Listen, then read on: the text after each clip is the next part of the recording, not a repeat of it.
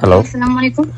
জি, ওয়ালাইকুম আসসালাম। তো আপনি এখন তাহলে একটু বলেন আসলে যে আসিফ মাহমুদ সজীব ভুঁইয়া যে উপদেশটা, মানে এই আচ্ছা, বিষয়টা কি? আপনাকে আমি আপনাকে সব ক্লিয়ারলি বলছি। এর বিষয় ওর সাথে আমার একটা রিলেশন ছিল। হুম। হ্যাঁ, সো এনি হাউ যে কোনো কারণে আই ডোন্ট নো, মানে হঠাৎ করে আমাকে উইদাউট কোনো রিজনই আমাকে ব্লক করে দিয়েছে। এখন কেন ব্লক করছে সেটাও আমাকে বলে না, রিজনটাও আমাকে বলে না, আমি জানিও না যে কেন ব্লক করেছে বা আমি কি করেছি। সো মাঝে মাঝে মানে যখন ওকে মনে পড়ে তো আমি ওকে মেসেজ দিই, দ্যাটস ইট, নাথিং এলস। তো আপনার নাম তো সায়মা, তাই না? জি। জি। তো মানে মানে কতদিনের সম্পর্ক ছিল আপনার সাথে তার? এটা অলমোস্ট প্রায় 1.5 বছর প্লাস ছিল রিলেশন, বাট এখন আমাদের মধ্যে কোনো রিলেশন নেই, যেহেতু আমার সাথে কন্ট্যাক্ট করছে না, যোগাযোগ করছে না। তো ওর মতো আছে, আমি আমার মতো আছি। আচ্ছা, নাকি এটা আপনার কি মনে হয় যে সে যে সম্প্রতি চট্টগ্রামে যে বিয়ে করলো চট্টগ্রাম ইউনিভার্সিটির একজন স্টুডেন্টকে, এটার কারণেই কি মানে আপনার সাথে সম্পর্কটা সে কন্টিনিউ করছে না বা এরকম কিছু? আসলে ও বিয়ে করেছে, আমি তো জানি না এটা। হ্যাঁ, তার মেয়ে, সে যাকে বিয়ে করেছে তার বাবার নাম হচ্ছে জনাব শহীদুল্লাহ। তিনি একজন সৌদি প্রবাসী, শাহরাস্তি এলাকার। মেয়ের মামার নাম হচ্ছে রাজ্জাক চট্টগ্রামেও বিয়ে মেম্বার। করেছে। হ্যাঁ, মামার নাম রাজ্জাক মেম্বার, শাহরাস্তি চাঁদপুর। এবং বিয়েতে 10 জনের মতো উপস্থিত ছিল। আর এটা হচ্ছে আচ্ছা। গিয়ে জুন জুন মাসের ঘটনা আর কি। এটা হচ্ছে জুন মাসের, আচ্ছা। সম্ভবত জুন মাসের 10 তারিখের দিকে সে বিয়ে করেছে। তাহলে কি জুনের 10 তারিখের পরে কি মানে আপনাকে সে অ্যাভয়েড করা শুরু করলো? হ্যাঁ, আমার সাথে তো এপ্রিল মাস পর্যন্ত মোটামুটি ভালো রিলেশন ছিল। ঈদের পরেও আমাদের দেখা হয়েছে, বাট আমি অ্যাকচুয়ালি জানি না, ও যে বিয়ে হয়েছে এটাই তো আমি জানি না। হ্যাঁ, তার বিয়ে হয়েছে এবং আমি আপনাকে বলছি সে চট্টগ্রাম ইউনিভার্সিটির একজন স্টুডেন্টকে বিয়ে করেছে। এটা জুন মাসের ফার্স্ট উইকে বা 10 তারিখের দিকে হয়েছে আর কি। এবং মেয়ের বাবার নাম হচ্ছে শহীদুল্লাহ। সে একটা সৌদি প্রবাসী এবং ওদের বাসা হচ্ছে শাহরাস্তিতে। মেয়ের মামার নাম রাজ্জাক মেম্বার। আচ্ছা। না, অ্যাকচুয়ালি ওর সাথে আমার যে কন্ট্রাক্ট থেকে পেয়েছি, মানে আমার এটা ওর যে দুইটা কন্ট্রাক্ট থেকে আমাকে আমাকে হোয়াটসঅ্যাপ থেকে ব্লক করা। সো আমি কখন নাম্বারে কন্ট্যাক্ট করে ট্রাই করিনি। ও ড্রাইভারের সাথে যোগাযোগ করার চেষ্টা করেছি, ও ড্রাইভারকে হয়তো আমার মেসেজে রিপ্লাই দিতে নিষেধ করে দিয়েছে, জানি না। সো যদি কেউ কাউকে ঠকায় ভালো থাকে, বলার কিছু নেই। কি করার আছে এখন বলেন? আমি তো অ্যাকচুয়ালি এখন যদিও বিয়ে করে ফেলে, ইন কেস অফ বিয়ে করে ফেলে, সেক্ষেত্রে তো আমি ওর বিরুদ্ধে যে কিছু করতে পারবো না। আমার সাথে ওর হোয়াটসঅ্যাপে মোস্ট অফ দ্য টাইম যোগাযোগ হতো, সো হোয়াটসঅ্যাপ নাম্বার ব্লক আছে। বাট সিম নাম্বার হয়তো ব্লক করেনি, আমি সিমে কখনো ওকে ফোন দিইনি, যোগাযোগ করার চেষ্টা করিনি ফোনে। যদি রাগ করে এই ভয়ে ফোন দিইনি। ও যে খুব বাজে একটা লোক সেটা আমি ভালো করে জানি। প্রিয় দর্শক, আসসালামু আলাইকুম। উপদেষ্টা আসিফ মাহমুদ সজীব ভুঁইয়ার প্রাক্তন প্রেমিকার সাথে আমার একটা ফোন আলাপ আমি প্রচার করেছি, যেটা নিয়ে অনলাইনে ইতিমধ্যেই তোলপাড় শুরু হয়েছে।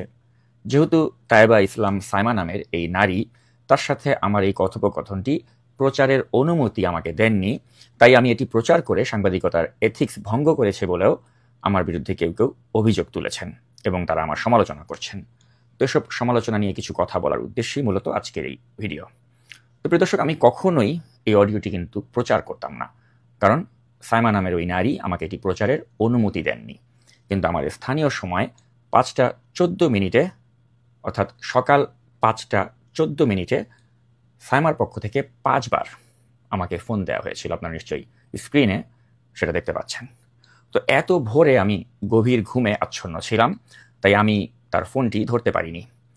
তো আমি ঘুম থেকে ওঠার পর তার সাথে যোগাযোগের চেষ্টা করেছিলাম এবং তখন থেকেই তার সংযোগটি বিচ্ছিন্ন ছিল। তো প্রিয় দর্শক, এই আসিফ মাহমুদ সজীব ভুঁইয়ার যে এক্স গার্লফ্রেন্ডের দাবিদার এই সাইমা, তার সাথে আমার যে কথোপকথন, এর খুব সামান্য অংশই কিন্তু আমি আপনাদের সামনে প্রচার করেছি। এখানে এমনও কথোপকথন ছিল যেটা আমি প্রচার করিনি, যেখানে তিনি বলেছিলেন যে আসিফ মাহমুদ সজীব ভুঁইয়া তার ক্ষতি করতে পারে এবং মূলত তার কোনো অঘটন ঘটেছে এটা মনে করেই কিন্তু আমি আসলে এই অডিওটি আপনাদের সামনে নিয়ে আসি। এবং তারপর থেকেই কিন্তু আসিফ মাহমুদ সজীব ভুঁইয়া, যেটা আমি অ্যান্টিসিপেট করেছিলাম যে তিনি হয়তো এই নারীকে সামনে আনবেন, অর্থাৎ তার কোনো ক্ষতি করবেন না, কিন্তু তাকে হয়তো এই অডিওটি প্রচারের পরে তাকে সামনে নিয়ে আসবেন এবং তাকে দিয়ে হয়তো আমার বিরুদ্ধে কিছু বলাবেন। তো আমি যা ভেবেছি ঠিক তাই হয়েছে। আপনারা দেখেছেন যে এই সাইমাকে দিয়ে আসিফ মাহমুদ সজীব ভুঁইয়া এই ঘটনাটি ধামাচাপা দেওয়ার উদ্দেশ্যে কিন্তু এখন আমার বিরুদ্ধে এই সাইমাকে দিয়ে তার নিজের মন মতো ফেসবুকে স্টেটাস দেওয়াচ্ছেন। এমনকি এই স্টেটাসে কিন্তু আমার বিরুদ্ধে মামলারও হুমকি দেওয়া হয়েছে। তো প্রিয় দর্শক, আমি স্পষ্ট করে জানাতে চাই যেসব মামলা দিয়ে কিন্তু আমাকে ভীত করা যাবে না।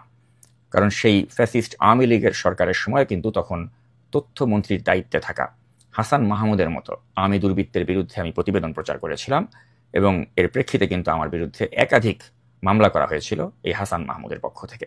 এবং আমি জানি যে সত্য এবং ন্যায়ের পক্ষে থাকলে এ ধরনের মামলার শিকার হতেই হবে, এবং যা আমি হাসিনার আমল থেকেই মেনে নিয়েছিলাম, এবং তারই একটা কন্টিনিউশন আমি এখন দেখতে পাচ্ছি। আর সবচেয়ে বড় কথা হচ্ছে যে কুমিল্লার যে একটা ট্রিপল মার্ডারের মতো ঘটনা ঘটেছে, এবং সেখানে যে আসামি যারা রয়েছেন তাদেরকে যে শেল্টার দিচ্ছেন এই উপদেষ্টা আসিফ মাহমুদ এবং তার বাবা, এটা তো এখন একটা ওপেন সিক্রেট। কিছু মিডিয়াতেও এগুলো এসেছে, এগুলো নিয়ে অনেক কথাবার্তা, অনেক সমালোচনা হয়েছে। কিন্তু এই ভয়ঙ্কর উপদেষ্টা আসিফ মাহমুদ সজীব ভুঁইয়া বা তার বাবা এই টেন্ডার বিল্লাল, তাদের কিন্তু এখনো কিছুই হয়নি।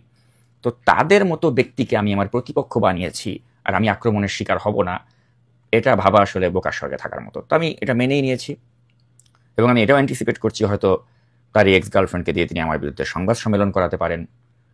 তিনি তার সেই তথাকথিত যে মানহানি, এই মানহানির জন্য আমার বিরুদ্ধে হয়তো মামলাও করতে পারেন তাকে দিয়ে। তার যে ভাড়া করা কিছু ইউটিউবার রয়েছেন তাদেরকে দিয়ে আমার বিরুদ্ধে পোস্ট দেওয়াতে পারেন। তো আমি এগুলো আসলে ধরেই নিয়েছি যে তিনি করতে পারেন বা করবেন।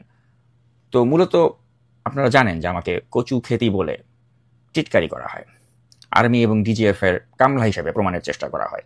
তো এই চেষ্টাটাও কিন্তু এখন করা হবে, এবং আমি এগুলোকে আসলে অতি স্বাভাবিক ব্যাপার বলেই কিন্তু ধরে নিয়েছি প্রিয় দর্শক।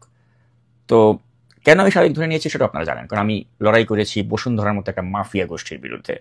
আমি বাংলাদেশের শীর্ষ ভূমিদস্যুর বিরুদ্ধে লড়াই করেছি, এবং আমি বড় বড় মাফিয়া তারিক সিদ্দিক থেকে শুরু করে অনেকের বিরুদ্ধেই কিন্তু আমি কথা বলেছি, যখন কেউ তাদের বিরুদ্ধে কথা বলার সাহস দেখায়নি। এবং এখনো কনসিস্টেন্টলি কিন্তু আমি যারা ক্ষমতাবান তাদেরকে প্রশ্নের মুখোমুখি করছি। আমি কিন্তু ক্ষমতার আশেপাশে থাকা কোনো সুবিধাবাদী গোষ্ঠী হিসেবে নিজেকে প্রমাণ করিনি, আমি বরঞ্চ ক্ষমতাবানদেরকে চ্যালেঞ্জ করেই কথা বলে যাচ্ছি। তাই আমি আক্রমণের শিকার হব না তো কে হবে? তো সেটাকে আমি আসলে আমার নিয়ত হিসেবেই মেনে নিয়েছি। আর তারপরেও আমার যে কজন গুটি কয়েক ভক্ত রয়েছেন তারা যখন আমাকে প্রশ্ন করেন যে আপনি কি আসলেই ডিজিএফআই বা আর্মির কামলা কিনা, তো তাদেরকে আমি বলবো যে যদি কেউ কখনো প্রমাণ করতে পারে যে আমি আর্মি, ডিজিএফআই বা বর্তমান সরকারের কারো থেকে কোনো ধরনের অনৈতিক সুযোগ সুবিধা নিয়েছি, একটাও যদি কেউ এরকম প্রমাণ করতে পারে, আমি অনলাইনে আর মুখ দেখাবো না। তো প্রিয় দর্শক, আমি যেটা মনে করি আসলে যে একজন সাংবাদিকের কাজ হচ্ছে ক্ষমতাবানদেরকে প্রশ্নের মুখোমুখি করা, তাদের ভুল ধরা, যাতে তারা সঠিক পথে থাকে। তো আপনারা দেখেছেন যে এই যে উপদেষ্টা আসিফ মাহমুদ সজীব ভুঁইয়া, তার বাবা যাকে টেন্ডার বিল্লাল বলা হয়, সে একটি ঠিকাদারির লাইসেন্স নিয়ে কিন্তু ধরা খেয়ে গিয়েছিল, এবং তারপরে তার সন্তান এই উপদেষ্টা আসিফ মাহমুদ সজীব ভুঁইয়া তিনি কিন্তু তার বাবার জন্য ক্ষমাও চেয়েছিলেন। কিন্তু এরপর থেকে আমরা কি দেখেছি? আসিফ মাহমুদ সজীব ভুঁইয়ার তপকর্ম একের পর এক আমাদের সামনে এসেছে। আমরা দেখেছিলাম শীতের মৌসুমে তিনি 20,000 টাকার কম্বল বিতরণ করার জন্য তিনি 6 দিনে হেলিকপ্টারে 28 বার করে ভ্রমণ করেছেন। লাখ লাখ টাকার হেলিকপ্টার ভ্রমণের পিছনে তিনি খরচ করেছেন রাষ্ট্রীয় অর্থ করে, তিনি সামান্য কিছু কম্বল বিতরণ করতে গিয়েছেন, এবং 6 দিনে 28 বার তিনি হেলিকপ্টারে ভ্রমণ করে কিন্তু এটা রেকর্ড করেছিলেন। এবং আপনারা দেখেছেন যে তিনি প্রশাসক নিয়োগের ক্ষেত্রে ঢাকা সিটি কর্পোরেশনের সেখানেও যে দুর্নীতি হয়েছে সেটাও কিন্তু তার দিকে অভিযোগের তীর উঠেছে। তার এপিএস এর 200 কোটি টাকার দুর্নীতির সংবাদ এসেছে। গাজীপুর সিটি কর্পোরেশনের যে প্রশাসক সেটা নিয়োগের ক্ষেত্রেও 20 কোটি টাকার দুর্নীতির যেটা অডিও সেটাও কিন্তু আমি প্রকাশ করেছিলাম। এবং এই যে ট্রিপল মার্ডারের যে ঘটনা ঘটেছে, এদের আসামিদেরকে যে তার বাবা শেল্টার দিচ্ছে, সেটা নিয়ে আপনারা দেখেছেন যে বাংলা ভিশনের মতো একটা মূলধারার গণমাধ্যমে কিন্তু সংবাদ প্রচার হয়েছে। তাছাড়া এই যে সাম্প্রতিক সময়ে জানে আলম অপু তার যে একটা স্বীকারোক্তিমূলক যে ভিডিও আসলো, সেখানেও কিন্তু আপনারা দেখেছেন যে গুলশানের যে আলোচিত চাঁদাবাজির ঘটনা, এখানেও কিন্তু আসিফ মাহমুদ সজীব ভুঁইয়া যে তার নাম কিন্তু এসেছে। এবং অতি সম্প্রতি যেটা হয়েছে যে তার পিএস মাহফুজুল আলম ভুঁইয়া, তাকে দিয়ে যে একটা টেন্ডারের কমিশনের দর কষাকষি, সে অডিও কিন্তু ফাঁস হয়েছে। এবং এই গত 2 দিন ধরে আলোচনা এসেছে তার এই নারী গঠিত বিষয়, যে তিনি একজন নারীর সাথে 1.5 বছর তিনি সম্পর্কে ছিলেন, এখন তিনি তার সাথে সম্পর্ক কন্টিনিউ করছেন না, এবং তিনি যেটা আমরা জানতে পেরেছি যে তিনি জুন মাসে তিনি বিয়ে করেছেন অন্য এক নারীকে। তো যার বিরুদ্ধে এত এত অভিযোগ, যিনি একজন বয়ফ্রেন্ড হিসেবেও তিনি তার গার্লফ্রেন্ডের প্রতি লয়াল নয়, তিনি দেশের মানুষের প্রতি কতটুকু লয়াল এটা তো তিনি তার কর্মকাণ্ডের দ্বারাই কিন্তু প্রতিনিয়ত প্রমাণ করে যাচ্ছেন। অথচ এই ব্যক্তিটির বিরুদ্ধে এত অভিযোগ থাকার পরেও কিন্তু ডক্টর ইউনূসের সরকার তার বিরুদ্ধে কোনো ধরনের ব্যবস্থা নিতে পারছেন না।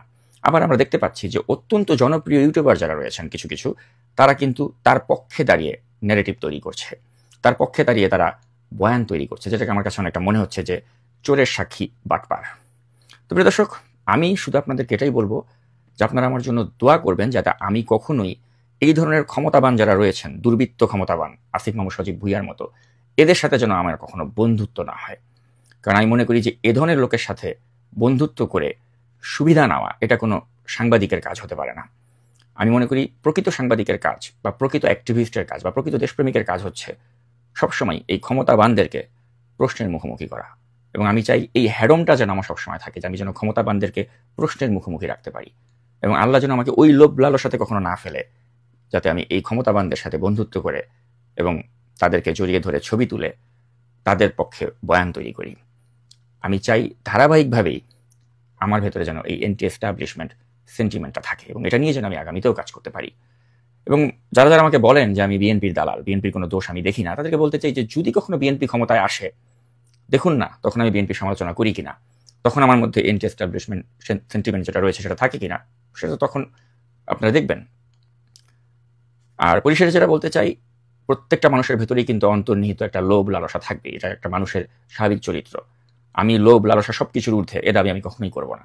কিন্তু আপনাদের কাছে, আমার যারা ভক্ত রয়েছেন বা আমার যারা দর্শক রয়েছেন, তাদের কাছে আমি বলবো আপনারা আমার জন্য দোয়া করবেন, যাতে আমি সবসময় লোভ লালসা থেকে নিজেকে দূরে রাখতে পারি, এবং আমি যেন কখনোই সরকারের বা যারা এস্টাবলিশমেন্টের লোকজন তাদের সাথে সুসম্পর্ক করে যেন ব্যক্তিগত ধান্দা না করি, তাদের পক্ষে যেন আমাকে বয়ান তৈরি করতে না হয়। আমি সবসময় চাই আপনাদের জন্য এন্টি এস্টাবলিশমেন্ট সেন্টিমেন্ট ধারণ করে কাজ করতে, এবং আমি মনে করি যে প্রকৃত সাংবাদিক বা প্রকৃত অ্যাক্টিভিস্টের কাজই হচ্ছে সেটা। আর সেটা করতে গিয়ে আমি আক্রমণের শিকার হব, আগামীতেও হব। তো যারা আমার দর্শক, আশা করি আপনারা সেটা বুঝবেন, উপলব্ধি করবেন। তো যাক, এতক্ষণ আমার এই ভিডিওটি দেখার জন্য বা আমার এই ব্যাখ্যাটি শোনার জন্য আপনাদেরকে অসংখ্য ধন্যবাদ জানিয়ে এই ভিডিওটি এখানেই শেষ করছি।